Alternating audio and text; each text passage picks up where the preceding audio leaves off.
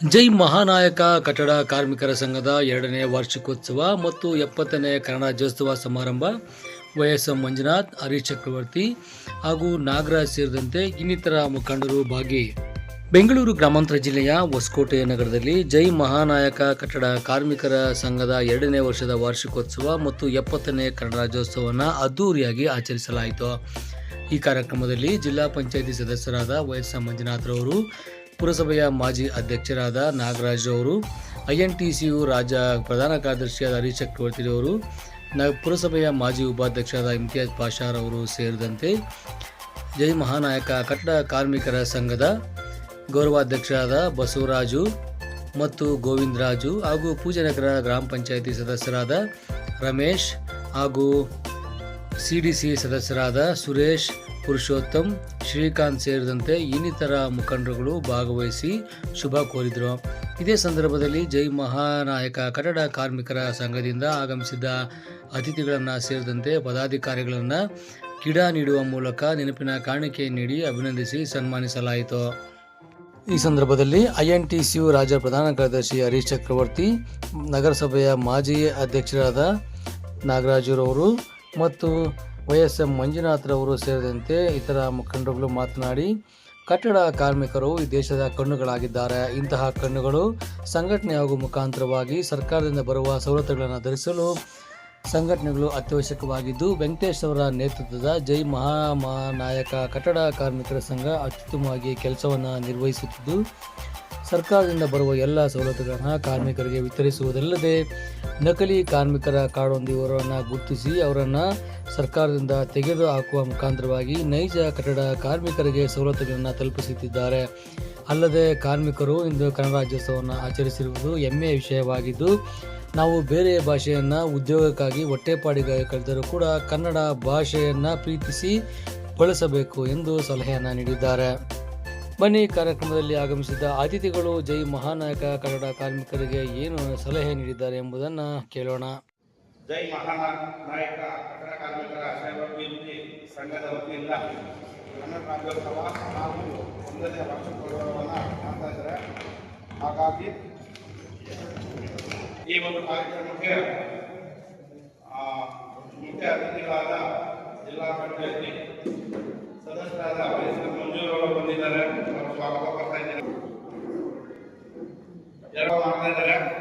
So ಹಾಗಾಗಿ ಈ ಸಂಘ 2023ರಲ್ಲಿ ಸ್ಟಾರ್ಟ್ ಆಯಿತು. ಹಾಗಾಗಿ ಸಮಾಜಮುಖಿ ಕೆಲಸಗಳು ಅನೇಕ ಕೆಲಸಗಳು ಮಾಡ್ಕೊಳ್ತಾ ಬಂದಿದ್ದಾರೆ. ಆದರೆ ಇವತ್ತಿನ ದಿನ ಈ ರಾಜ್ಯದ ಏನಾದರೂ ಒಂದು ಶಕ್ತಿ ಅಂತ ಬಂದಿದ್ರೆ ಅದು ಕಾರ್ಮಿಕ ಶಕ್ತಿ. ಯಾಕಂದ್ರೆ 1.5 ಕೋಟಿ ಜನಸಂಖ್ಯೆ ಇರ್ತಕ್ಕಂಥದ್ದು ನಮ್ಮ ರಾಜ್ಯದಲ್ಲಿ ಕಾರ್ಮಿಕರು. ಯಾವುದೇ ಒಂದು ಸರ್ಕಾರ ಬೀಳಬೇಕಾದ್ರೂ ಇಲ್ಲ ಹೇಳಬೇಕಾದ್ರೂ ಅದು ನಾವು ಕಾರ್ಮಿಕರಿಗೆ ಒಳ್ಳೇದು ಮಾಡ್ತಕ್ಕಂಥದ್ದು. ಕಾರ್ಮಿಕರು ಮನಸ್ಮಾಟದಲ್ಲಿ ಒಂದು ಸರ್ಕಾರ ನಿಲ್ತದೆ. ಹಾಗಾಗಿ ಇವತ್ತು ನನಗೊಂದು ಹೆಮ್ಮೆ ಏನಿದೆ ಅಂದ್ರೆ, ಇವತ್ತು ನಮ್ಮ ಕರ್ನಾಟಕದಲ್ಲಿ ಕಾಂಗ್ರೆಸ್ ಸರ್ಕಾರ ಬಂದಾಗಿಂದ ಅನೇಕ ಕೆಲಸಗಳು ಕಾರ್ಮಿಕರು ಮಾಡಿದ್ದಾರೆ. ಕೆಲವೆಲ್ಲ ಒಂದಷ್ಟು ಹಿಂದೆ ಇತ್ತು.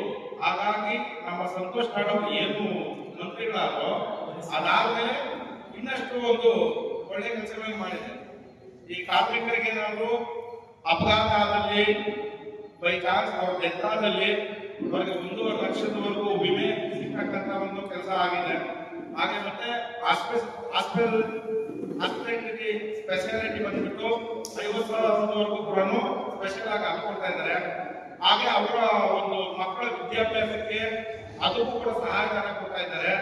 ಹಾಗಾಗಿ ಇವತ್ತಿನ ದಿನ ಏನೇ ಒಂದು ಕಾರ್ಮಿಕ ಇಲಾಖೆಗೆ ನಾವು ಕಟ್ಟತಕ್ಕಂಥ ಒಂದು ಸೆಸ್ ಒಂದಿದೆ, ಇನ್ನು ಸಪರೇಟ್ ಸೆಸ್, ಇನ್ನು ಡೀಸೆಲ್ ಮೇಲೆ ಪೆಟ್ರೋಲ್ ಮೇಲೆ ಹಾಕ್ತಕ್ಕಂಥ ಸೆಸ್, ಅದು ಬರೀ ಕಾರ್ಮಿಕ ಮಕ್ಕಳು ಯಾರಿರ್ತಾರೆ, ಕಾರ್ಮಿಕರು ಮತ್ತೆ ಕಾರ್ಮಿಕ ಮಕ್ಕಳು ಯಾರಿರ್ತಾರೆ ಅವರ ಅಭಿವೃದ್ಧಿಗಂತಾನೆ ಮಾತ್ರ ಇಟ್ಟಿದ್ದಾರೆ. ಹಾಗಾಗಿ ಇಲ್ಲಿ ದುಡಿಯುವ ವರ್ಗ ಜಾಸ್ತಿ ಇದೆ. ಈ ದುಡಿಯತಕ್ಕಂಥ ವರ್ಗನ ನಾವು ಆದಷ್ಟು ಪ್ರೋತ್ಸಾಹ ಮಾಡಬೇಕು, ಇನ್ನಷ್ಟು ಅವರ ಅಭಿವೃದ್ಧಿಗೆ ಶ್ರಮಿಸಬೇಕು. ಹಾಗಾಗಿ ಸಿದ್ದರಾಮಯ್ಯ ಮತ್ತೆ DK ಶಿವಕುಮಾರ್ ಅವರ ಒಂದು ಕಾಂಗ್ರೆಸ್ ಸರ್ಕಾರ ಇವತ್ತಿನ ದಿನಗಳಲ್ಲಿ ಹಿಂದೆ ಏನಿತ್ತು ಅದಕ್ಕಿಂತ ಹೆಚ್ಚಿನ ಒಂದು ಆದ್ಯತೆ ಕೊಟ್ಟು ಇನ್ನಷ್ಟು ಕಾರ್ಮಿಕರಿಗೆ ಅಭಿವೃದ್ಧಿ ಆಗ್ತಕ್ಕಂಥ ಒಂದು ಕೆಲಸಗಳು ಮಾಡ್ತಾ ಇದ್ದಾರೆ. ಹಾಗೂ ಇವತ್ತಿನ ಒಂದು ಕಾರ್ಯಕ್ರಮದ ಮುಖ್ಯಸ್ಥತೆ ವಹಿಸಿದ್ದಾರೆ. ಹಾಗಾಗಿ ಮುಂದಿನ ದಿನಗಳಲ್ಲಿ ಈ ಒಂದು ಸಂಘ ಇನ್ನಷ್ಟು ಡೆವಲಪ್ ಆಗಲಿ. ಹಾಗಾಗಿ ನಮ್ಮೆಲ್ಲರ ಸಹಕಾರ ಇರುತ್ತೆ. ಇನ್ನೊಂದು ಮಹಾನಾಯಕ ಕಟ್ಟಡ ಕಾರ್ಮಿಕರ ಕ್ಷೇಮಾಭಿವೃದ್ಧಿ ಸಂಘಟನೆ ವತಿಯಿಂದ ಈ ಒಂದು ಸುಂದರವಾದ ಕಾರ್ಯಕ್ರಮವನ್ನು ಅಂಬೇಡ್ಕರ್ ಭವನದಲ್ಲಿ ಹಮ್ಮಿಕೊಂಡಿರುವುದು ನಮ್ಮ ನಿಮ್ಮೆಲ್ಲರೂ ಕೂಡ ಸಂತೋಷವಾದ ವಿಚಾರ. ಕಾರಣ ಏನಂತಂದ್ರೆ ಇಂಥ ಕಾರ್ಯಕ್ರಮಗಳು ನಡೀತಿರ್ಬೇಕು. ಸಂಘಟನೆಯಲ್ಲಿ ಎಲ್ಲರೂ ಕೂಡ ನೀವೆಲ್ಲ ಭಾಗವಹಿಸಿ ಸಂಘಟನೆಯ ಆಗುಹೋಗುಗಳ ಬಗ್ಗೆ, ಸಂಘಟನೆಯಿಂದ ನೀಡುವಂತ ಸೌಕರ್ಯಗಳ ಬಗ್ಗೆ ನೀವೆಲ್ಲರೂ ಕೂಡ ತಿಳ್ಕೊಳ್ಬೇಕು. ಆ ಒಂದು ಸವಲತ್ತನ್ನ ನೀವೆಲ್ಲ ಪಡ್ಕೊಳ್ದೇನೆ ಇದ್ರೆ, ಸರ್ಕಾರದಲ್ಲಿ ಬರುವಂತ ಸೌಲಭ್ಯಗಳನ್ನ ತಿಳ್ಕೊಳ್ದೇನೆ ಇದ್ರೆ ಆ ಒಂದು ಯೋಜನೆಗಳನ್ನ ಕೂಡ ಅಲ್ಲೇ ಇದ್ದಾರೆ. ನೀವು ಪಡ್ಕೊಂಡಿಲ್ಲ ಅಂದ್ರೆ ಇನ್ನೊಬ್ರು ಯಾರೋ ಪಡ್ಕೊಳ್ತಾರೆ. ಹೊಸಕೋಟೆ ತಾಲೂಕಿನಲ್ಲಿರೋ ಕಾರ್ಮಿಕರ ಸಂಘಟನೆಯವರು ಸೌಲಭ್ಯಗಳನ್ನ ಪಡ್ಕೊಂಡಿಲ್ಲ ಅಂತಂದ್ರೆ ದೇವನಹಳ್ಳಿಯವರು ಪಡ್ಕೊಳ್ತಾರೆ. ದೇವನಹಳ್ಳಿಯವರು ಪಡ್ಕೊಂಡ್ರೆ ನಮ್ಮ ತಾಲೂಕಿನ ಸಂಘಟನೆ ಕಾರ್ಮಿಕರಿಗೆ ಬಂದಂಥದ್ದೇನು? ನಾವು ಮುಖ್ಯವಾಗಿ ಪಡ್ಕೊಳ್ಬೇಕು. ಸರ್ಕಾರದಿಂದ ಬರುವಂತ ಸೌಲಭ್ಯಗಳು ಕಿಟ್ಟ ಆಗಬಹುದು, ಆರೋಗ್ಯದಲ್ಲಿ ಏರುಪೇರಾದಾಗ ಆರೋಗ್ಯದಿಂದ ಪಡ್ಕೊಳ್ಳುವಂತ ಎಲ್ಲ ಆಸ್ಪತ್ರೆಗಳಿಂದ ಪಡ್ಕೊಳ್ಳುವಂತ ಎಲ್ಲ ಸೌಲಭ್ಯಗಳನ್ನು ಪಡ್ಕೊಳ್ಬೇಕು. ಪ್ರತಿದಿನ ನೀವು ಸೂರ್ಯ ಉದಯಿಸ್ತಾ ಇದ್ದಂಗೆ ಕೆಲಸಕ್ಕೆ ಹೋಗ್ತೀರಿ, ಸೂರ್ಯ ಮುಳುಗ್ತಾ ಇದ್ದಂಗೆ ಮನೆಗಳಿಗೆ ಬರ್ತೀರಿ. ನೀವು ಪ್ರತಿನಿತ್ಯ ಹಗಲಿನಲ್ಲಿ ನೀವೆಲ್ಲರೂ ಕೂಡ ಕಷ್ಟಪಟ್ಟು ದುಡಿಯುವಂತ ವರ್ಗದವರು. ಬಾಬಾ ಸಾಹೇಬ್ ಅಂಬೇಡ್ಕರ್ ಅವರು ಕಾರ್ಮಿಕ ಸಚಿವರಾಗಿದ್ದಂಥ ಸಂದರ್ಭದಲ್ಲಿ ಕಾರ್ಮಿಕರಿಗೆ 8 ಗಂಟೆಗಳ ಕಾಲ ಮಾತ್ರ ಕೆಲಸ ಮಾಡಿಸಬೇಕು, ಒಂದು ದಿನ ಅವರಿಗೆ ರಜೆನ ಕೊಡಬೇಕು ವಿಶ್ರಾಂತಿಗೋಸ್ಕರ. ಅವರ ಆಗುವಗಳ ಬಗ್ಗೆ ವಿವಿಧ ರೀತಿಯ ಸೌಲಭ್ಯಗಳನ್ನ ಸರ್ಕಾರದಿಂದಲೇ ಕೊಡಬೇಕು ಅಂತೇಳಿ ಬಾಬಾ ಸಾಹೇಬ್ ಅಂಬೇಡ್ಕರ್ ಅವರು ಮಾಡಿದಂಥದ್ದು.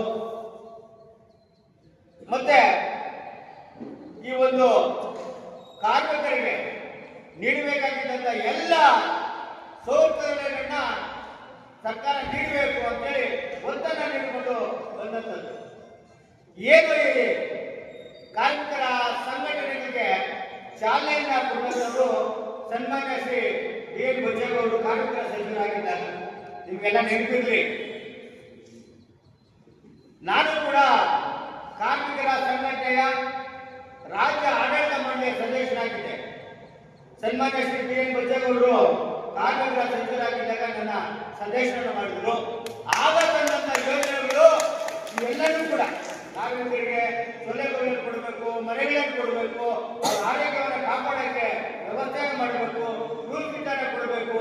ಹೀಗಾಗಿ ಪ್ರತಿಯೊಂದು ಸೌಕರ್ಯಗಳನ್ನ ನೀಡಿಕೊಟ್ಟ ಬಂದಂತ ಏನು ಸರ್ಕಾರದ ವತಿಯಿಂದ ಶ್ರೀಯುತ ಡಿ.ಎನ್. ಬಚ್ಚೇಗೌಡರು ಕಾರ್ಮಿಕರ ಸಚಿವರಾಗಿದ್ದಾಗ ಈ ಒಂದು ಸಂಘಟನೆಗಳನ್ನ ಒತ್ತಡ ಕೊಟ್ಟು ಕಾರ್ಮಿಕ ಇಲಾಖೆಯಲ್ಲಿ ಏನೇನೋ ಸ್ಥಳೀಯ ಸಮಸ್ಯೆಗಳಿಂದ ನಗರಸಭೆ ಆಗ್ಬೋದು, ಪುರಸಭೆ ಆಗ್ಬೋದು, ಪಟ್ಟಣ ಪಂಚಾಯತಿ ಆಗ್ಬೋದು, ಬಿಬಿಎಂಪಿಯಿಂದ ಬರಬೇಕಾದಂತ ಕಾರ್ಮಿಕರ ನಿಧಿಯನ್ನ ಕಾರ್ಮಿಕ ಇಲಾಖೆ ಕೋಟ್ಯಾಂತರ ರೂಪಾಯಿಗಳನ್ನು ತರಿಸಿಕೊಂಡು ಇಡೀ ರಾಜ್ಯದಲ್ಲಿ ಕಾರ್ಮಿಕರಿಗೆ ಸೌಲಭ್ಯ ಕೊಟ್ಟಂತ ಏಕೈಕ ಮಂತ್ರಿ ಯಾರಾದರೂ ಅಂತಿದ್ರೆ ಅವರು ಡಿ.ಎನ್. ಬಚ್ಚೇಗೌಡರು. ಅದಾದ ನಂತರ ಏನು ಡಿ.ಎನ್. ಬಚ್ಚೇಗೌಡರು ಚಳವಳಿಯನ್ನು ನೋಡಿದ್ವಿ. ಕನ್ನಡ ಅಳಿವು ಉಳಿವಿನ ಬಗ್ಗೆ ಇಡೀ ಹೋರಾಟವನ್ನ ಮಾಡಿ ಕನ್ನಡ ಕನ್ನಡ ಕನ್ನಡ ಪ್ರತಿಯೊಬ್ಬ ಏನು ನಮ್ಮ ಇಲ್ಲಿ ಏನು ನಮ್ಮ ನಾಡಿನಲ್ಲಿರುವ ಯಾರೇ ಬರಲಿ, ಅವ್ರ ಭಾಷೆ ಯಾವುದೇ ಇರಲಿ, ಅವ್ರ ಕೆಲಸ ಯಾವುದೇ ಇರಲಿ, ಮೊದಲು ಆದ್ಯತೆಯನ್ನ ನಾವು ಕನ್ನಡವನ್ನ ಕಲಿಸೋದಕ್ಕೆ ಪ್ರಯತ್ನ ಪಡ್ತೇವೆ. ಕನ್ನಡವನ್ನ ಬೆಳೆಸಲಿಕ್ಕೆ ಪ್ರಯತ್ನ ಪಡುವುದು. ಕನ್ನಡವನ್ನ ಕಲಿಸಿ ಬೆಳೆಸಿದ್ರೆ ಮಾತ್ರ ನಮಗೆ ಉಳಿವು, ನಮ್ಮ ಕಾರ್ಮಿಕರಿಗೆ ಉಳಿವು. ನಾವು ಏನು ಸ್ಥಳೀಯರಿದ್ದೀವಿ ನಮಗೆಲ್ಲರೂ ಕೂಡ ಆ ಕನ್ನಡವನ್ನ ಬೆಳೆಸಿ ಉಳಿಸಿದ್ರೆ ಮಾತ್ರ ನಮಗೆ ರಕ್ಷಣೆ. ನಮ್ಮನ್ನ ನಾವು ರಕ್ಷಣೆ ಮಾಡ್ಕೊಳ್ಬೇಕು ಅಂದ್ರೆ ಕನ್ನಡವನ್ನ ಬೆಳೆಸಬೇಕು, ಕರ್ನಾಟಕವನ್ನ ಬೆಳೆಸಬೇಕು, ಕರ್ನಾಟಕದ ಕೀರ್ತಿಯನ್ನ ಇಡೀ ಪ್ರಪಂಚದಾದ್ಯಂತ ಬೆಳೆಸಬೇಕು. ಇವ್ರ ಮಾತನ್ನು ನಾವೆಲ್ಲರೂ ಅರ್ಥ ಮಾಡಿಕೊಂಡು ನಮಗೆ ಕನ್ನಡ ಬಂದು ಕೆಲವು ಬೇರೆ ಭಾಷೆ ಮಾತಾಡಿದಾಗ ಅವ್ರ ಅನುಕೂಲ ಆಗಲಿ ಅಂತ ನಾವು ಮಾತಾಡ್ತೀವಿ ಹೊರತು ನಾವು ಭಾಷೆನ ಬದಲಾವಣೆ ಮಾಡಬೇಕಂತಲ್ಲ. ಆದ್ರೆ ನಮ್ಮ ಜೊತೆಗಿರೋರಿಗೆ ಕನ್ನಡ ಭಾಷೆಯನ್ನ ಕಲಿಸುವಂತ ಕೆಲಸ ನಾವು ಮಾಡಬೇಕು ಜೊತೆಗಿದ್ದಾಗ. ಹಾಗಾಗಿ ನಾವೆಲ್ಲರೂ ತಿಳ್ಕೋಬೇಕು ಅಂತ ಹೇಳ್ತೀನಿ. ಮತ್ತೆ ಇದೆಲ್ಲರೂ ನಾವು ಸೇರಿರೋದು ಒಂದು ಮಹತ್ವದ ಉದ್ದೇಶಕ್ಕಾಗಿ. ಏನಪ್ಪಾ ಅಂದ್ರೆ ಜೈ ಮಾತನಾಡಿದ ಕಟ್ಟಡ ಕಾರ್ಮಿಕರ ಕ್ಷೇಮಾಭಿವೃದ್ಧಿ ಸಂಘದ ಬಲ ಮತ್ತು ಭವಿಷ್ಯದ ಬಗ್ಗೆ ಮಾತನಾಡಕ್ಕೆ ಅವಕಾಶ ಇದೆ.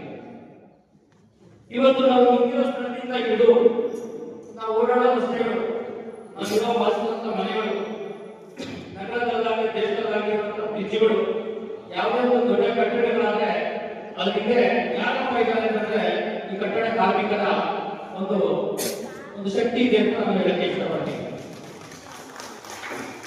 ತಾವು ಮಳೆ ಅಂದ್ರೆ, ಬಿಸಿಲಂತೆ, ಚಳಿಯಂತೆ, ಗಾಳಿಯಂತೆ ತಾವೆಲ್ಲರೂ ಕಷ್ಟಪಟ್ಟು ಕಟ್ಟಡಗಳನ್ನ ಈ ದೇಶಕ್ಕೆ ಕೊಡುಗೆಯಾಗಿ ಕೊಟ್ಟಿದ್ದಾರೆ. ಆದ್ರೆ ತಮಗೆ ಬಡ ಕಷ್ಟಕ್ಕೆ ಸರಿಯಾದ ಒಂದು ರಕ್ಷಣೆ ಇದೆಯಾ, ಮನ್ನಣೆ ಇದೆಯಾ ಅಂದ್ರೆ ಭವಿಷ್ಯ ಇಲ್ಲ ಅಂತ. ಹಾಗೂ ಸಿಗ್ಬೇಕು ಅಂದ್ರೆ ಈ ತರ ಒಂದು ಸಂಘಟನೆ ನಮಗೆ ತುಂಬಾ ಅವಶ್ಯಕತೆ ಇದೆ. ಯಾಕೆ ಸಂಘಟನೆ ಅವಶ್ಯಕತೆ ಇದೆ ಅಂತಂದ್ರೆ ಈ ಸಂಘಟನೆ ಒಂದು ನೋಂದಾಯಿತ ಸಂಘಟನೆ ಅಲ್ಲ. ಇದು ಒಂದು ತಮಗೆ ನ್ಯಾಯವಾದ ವೇತನ ಕೊಡುವಂಥದ್ದು, ನಿಗದಿತ ಸಮಯದ ಕೆಲಸನ ಕೊಡುವಂಥದ್ದು, ಮತ್ತೆ ವಿಮೆ ಕೊಡುವಂಥದ್ದು, ನಿಮಗೆ ರಕ್ಷಣೆ ಕೊಡುವಂಥದ್ದು, ಈ ಎಲ್ಲದಕ್ಕೂ ಇದರ ಒಂದು ಸಂಘಟನೆ ನಿಮಗೆ ಅವಶ್ಯಕತೆ ಇದೆ. ಈ ಸಂಘಟನೆ ಇರುವುದರಿಂದ ನೀವು ಒಗ್ಗಟ್ಟಾಗಿ ಹೋದ್ರೆ ಮಾತ್ರ ನಿಮಗೆ ಇಲ್ಲಿರುವಂತ ಏನು ಸರ್ಕಾರದ ಸವಲತ್ತುಗಳು ಪಡೆಯೋದಕ್ಕೆ ಈ ಸಂಘದ ಮುಖ್ಯಸ್ಥರಿದ್ದಾರೆ ಅವರೆಲ್ಲರೂ ಜೊತೆ ಇದ್ದು ನಿಮ್ಗೆ ಬರುವಂತ ಒಂದು ಸರ್ಕಾರದ ಸವಲತ್ತುಗಳನ್ನು ಕೊಡಿಸೋದ್ರಲ್ಲಿ ಒಗ್ಗಟ್ಟಿನ ಮಾತ್ರ ಸಾಧ್ಯ ಅಂತ ಈ ಸಂದರ್ಭದಲ್ಲಿ ಹೇಳಕ್ಕೆ ನಾನು ಇಷ್ಟ.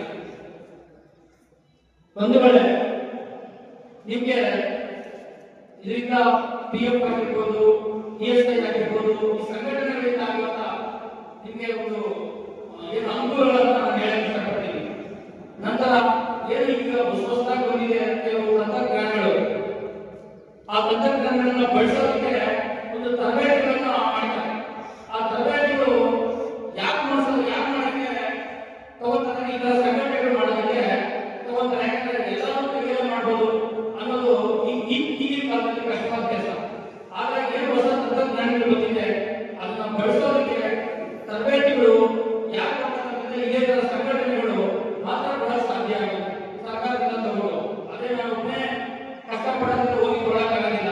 ಸಂಘಟನೆ ಇದೆ, ಒಂದು ಕುಟುಂಬದ ಹೋಗಿ ನಾವೆಲ್ಲರೂ ತರಬೇತಿ ಪಡ್ಕೊಂಡು ನಿಮ್ಮ ಕೆಲಸಗಳಿಗೆ ತುಂಬಾ ಈಸಿ ಆಗುವಂತ ಒಂದು ಅವಕಾಶ ಸಿಗುತ್ತೆ. ಅದಕ್ಕೆ ತಾವೆಲ್ಲರೂ ಈ ಸಂಘಟನೆಯಲ್ಲಿ ನಾವಿರೋದಂತೆ ಇನ್ನೊಂದು ಹಲವಾರು ದಿನಗಳನ್ನ ಈ ಜೈ ಮಾತನಾಡಿದ ಕಟ್ಟಡ ಕಾರ್ಮಿಕರ ಸಂಘಕ್ಕೆ ತಾವೆಲ್ಲರೂ ಸೇರಿಸಿ